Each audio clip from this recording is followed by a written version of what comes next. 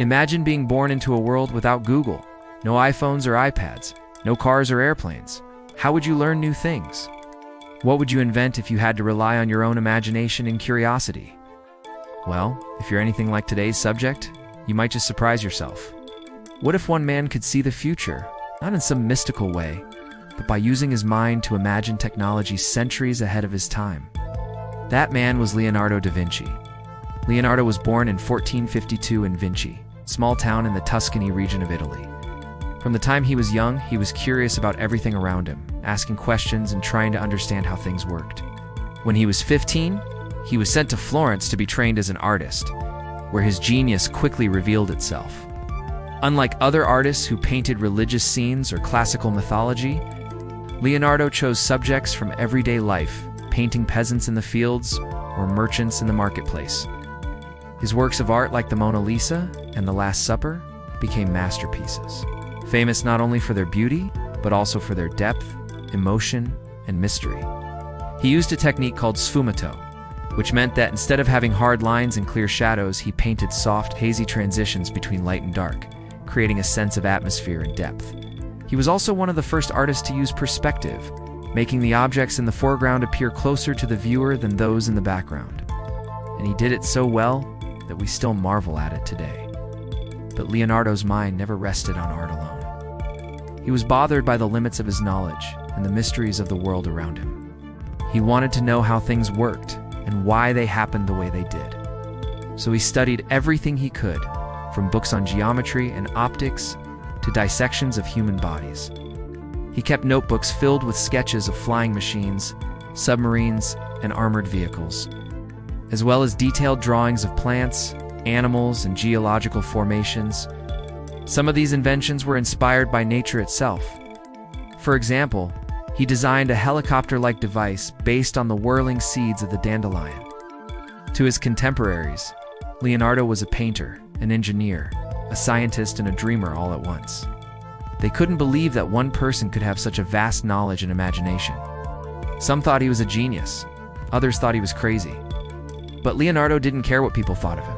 He followed his curiosity wherever it led him and never stopped questioning, observing, and experimenting. Though many of his inventions were never built in his lifetime, his ideas inspired generations of scientists and inventors, such as Galileo Galilei, who built a telescope and discovered 4 moons of Jupiter, or Nikola Tesla, who invented alternating current and made possible the invention of radio and television. Leonardo da Vinci showed them that anything is possible if you dare to dream and pursue your curiosity. Today, he stands as a symbol of human creativity and imagination. Someone who dared to imagine what could be and showed us that the only limit is our own curiosity. If you enjoyed this video, please don't forget to leave a comment below with your thoughts and suggestions. Also, remember to like and share this video if you think it will interest other history enthusiasts. And finally, hit the subscribe button to stay updated on our latest videos. Thank you for watching, and see you next time. The Renaissance was a period of great change in Europe, a time when people began to question old ideas and look for new ways of thinking. It was during this time that Leonardo da Vinci, one of the most brilliant minds of all time, was born. Leonardo was born in 1452 in the small Italian town of Vinci. From an early age, he showed signs of being a prodigy. He was born out of wedlock to a notary and a local peasant woman. According to some accounts, he was a twin, with his brother surviving only a few hours after birth. Leonardo grew up in the countryside, where he developed a love for nature and its wonders. He spent hours observing the plants, animals, and geology of the area, which would later inspire many of his inventions and artworks. When Leonardo was 15, his father arranged for him to be apprenticed to a famous artist in Florence. There, he learned the techniques of painting and sculpture. But soon he began to surpass his teacher and develop his own style. Leonardo was a true polymath, excelling in various fields from engineering to science to art.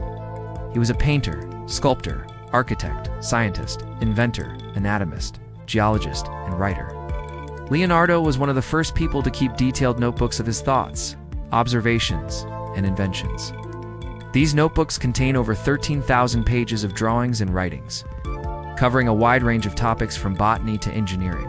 One of Leonardo's most famous works of art is the Mona Lisa, which is now in the Louvre Museum in Paris.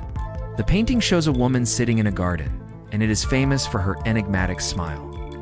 Another one of his masterpieces is The Last Supper, which depicts the last meal of Jesus Christ with his disciples. But Leonardo was not only an artist. He was also a scientist and inventor. He studied the human body and made detailed drawings of its muscles and organs. He also invented many devices that were not seen again until centuries later, such as a machine gun, a robot, a helicopter, and a tank. Sadly, Leonardo da Vinci died believing himself to be a failure. In his lifetime, he received little recognition for his scientific work, and most of his inventions were never built. However, today he is remembered as one of the greatest geniuses of all time.